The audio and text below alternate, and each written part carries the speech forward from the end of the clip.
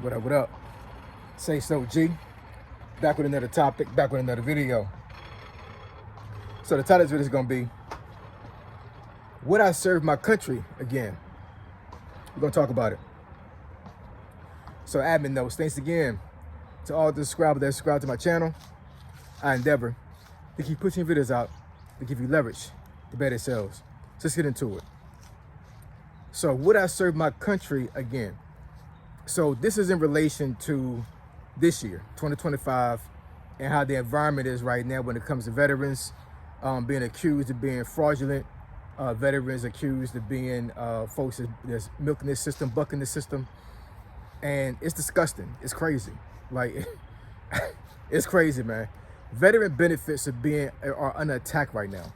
And it's baffling for me to even contemplate that our politicians that's supposed to protect us are doing these things, right? It's crazy. I'm almost like to the point, like, would I even recommend young folks to still join the military? And even though I might be hesitant to say that, at the end of the day, I still would recommend them serving, because it's an honorable thing. You're serving a bigger purpose that's bigger than you. And, you know, for all intended purposes, you know, the military and America as a whole supposed to support you when it does, when they do that. You know what I'm saying? That's one of the reasons why we have the best military in the world, because we supposed to be supported. Just like anything else, right? You give a service and you're supposed to be supported after the service. That's the way it should be. That's the way it always should be, right? And it seems like, you know, benefits are just kind of crazy right now, man. It is, you know what I'm saying? And I'm I'm at a loss of words, man. I really am, because this should not be happening. Veteran benefits should not be under attack. They should not be, right? When I tell you that, you know, most of the folks that I met in the military are some of the best people I ever met in my life, that's no understatement, man, at all. I got folks that I met in the military that I had known maybe 3 months that I still consider like a friend that I would like ride or die for. Like that's not a joke. That's not me trying to boost that relationship up. I mean, I'm saying that, you know, with me knowing this person for barely 90 days, this person literally is my brother, my sister, and I would go down for them. Like, real talk, you know what I'm saying? Like, some of the best people that you will ever meet in the world come from the military. Now, of course, just like anything else, just like any other profession, you're gonna have folks that are bad apples, right? Bad actors, folks that join the military for nefarious reasons, folks that join the military but don't have good character. They're able to somehow be able to navigate through the military with having bad character, right? You know what I'm saying? That's in any profession, right?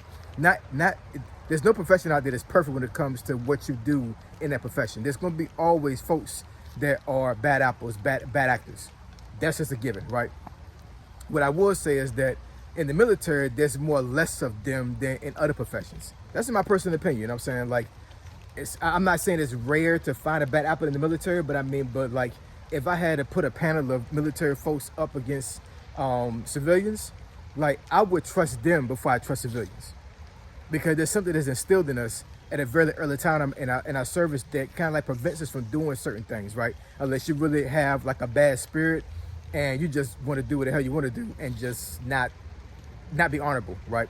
And those folks deserve to be prosecuted. They if they did something crazy, they deserve, you know, to be put out, all those things. And I've seen folks be put out because of things they did. And crazy enough, I've actually have helped folks be put out. I'm not saying I did it on purpose. I'm saying there was something that they did that, with me being a leader and a non-commissioned officer in the Army, I was kind of forced to put them out, right? And just like anything else in the world, you know what I'm saying? I don't want to mess with anybody's money. I don't want to mess with anybody's livelihood, right? Because I'm not perfect. I've done crazy things in the military as well, right? When I was younger. So, you know, for me to be on the other end watching somebody that was under my leadership be put out, it hurt, right? But at the end of the day, that's what I signed up for. I signed up, you know, to serve my country and eventually be a leader and to do the things I needed to do, even though it may hurt me personally, right? And from the time I served when I was in Korea, you know, met my brothers in Korea. We call ourselves the Four Horsemen. Rest in peace to my homeboy, Dylan Weissman. Actually, I'm gonna make a video about him, real talk. So, long story short with him, and like I said, I'm gonna make a whole nother video for him. Um, he passed away back in 2006, I want to say, and the situation with him was so crazy when he passed away that they actually created a new law in Nevada because of his death. So, like I said, I'm going to make a video about him. Rest in peace to my homeboy. Yo, man, Dylan, man, I'm telling you, I wish he was here, man. Like that was literally my best friend, man. From the time I was in basic until the time he was in Korea, and even beyond that, you know what I'm saying? Like, you know, that was my homeboy right there. Real talk. And, you know, to the time I was in California, to the time I was in Georgia, to the time I was in Kuwait when I was deployed, to the time I was in Afghanistan, to the time I was at Fort Drum in New York, you know what I'm saying? I've met all these folks, you know what I'm saying, that have circled my life and have transformed my life and have made my life for the better. And to see folks on Capitol Hill literally telling politicians that we don't deserve our benefits, that we are bucking the system, that is like welfare, it's disgusting. It's crazy. It's in our damn contract. When I don't know if military members right now that active duty actually understand this, but listen to what I'm saying, man. In your contract, it literally says that you're going to serve your country. I'm just ad-libbing, I'm just paraphrasing, right? You're going to serve your country, and on the back end, we're supposed to be taken care of afterwards, right? If we need it, right? There's plenty of veterans out there. There's plenty of retirees out there that don't need do not need VA compensation, right? They was able to navigate through the military without being, you know, I'm not gonna say it was unscathed. You know what I'm saying? If you serve in the military, especially if you're deployed, something's wrong with you.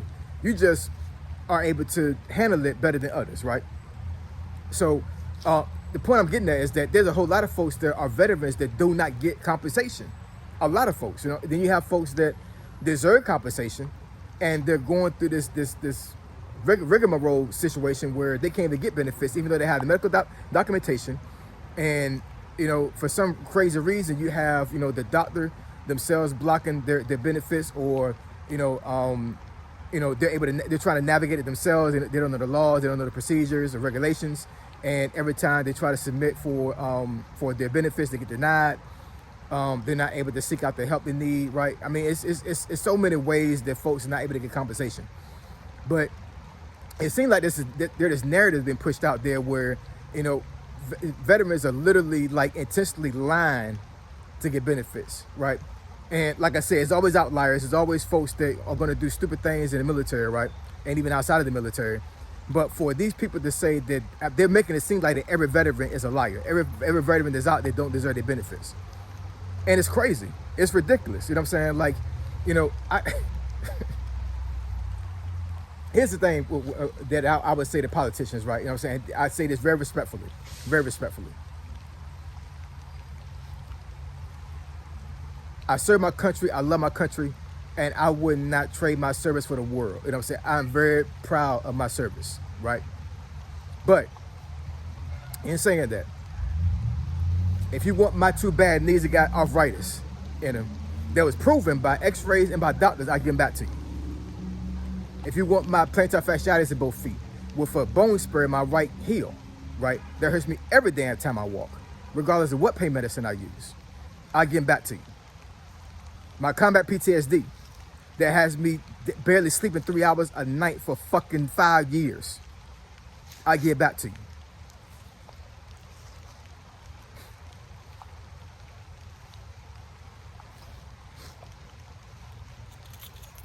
It's crazy how folks are saying this narrative, man. You know what I'm saying? And it's really pissing me off. It's pissing me off, man. You know what I'm saying? I know a lot of veterans being pissed off as well, because, you know, we don't deserve this.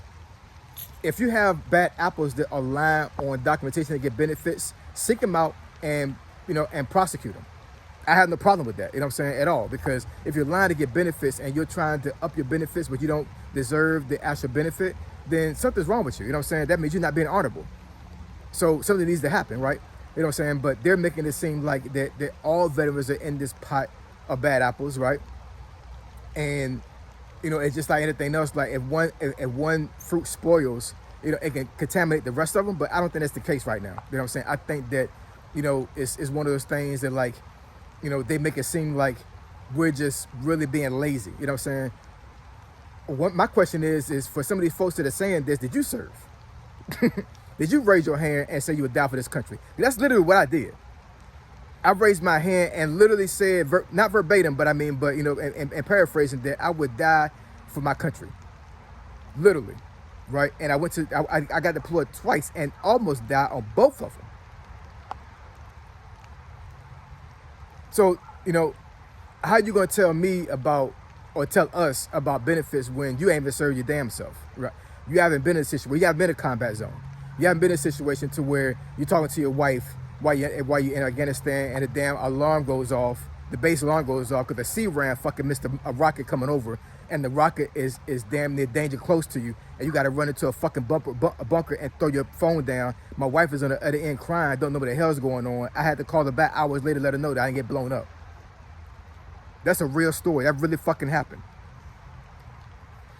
So anyway, drop the comments, comment section. Let me know what y'all think. I'm a ramble more if I still in this video, because I'm really getting upset now. So I'm gonna cut it off right here. But bottom line, I would serve again if it came down to it. I really would, and I recommend anybody that that's honorable and wants to have a change in their life to serve, because it will benefit you. However, just understand that there are some politics that may rub you the wrong way when you lead a service, but at the end of the day, that doesn't prevent me from having honor as for a serving. It doesn't change anything. So I appreciate y'all, love y'all, and I'll catch y'all in the next video. Say so G, signing out. I'm gone.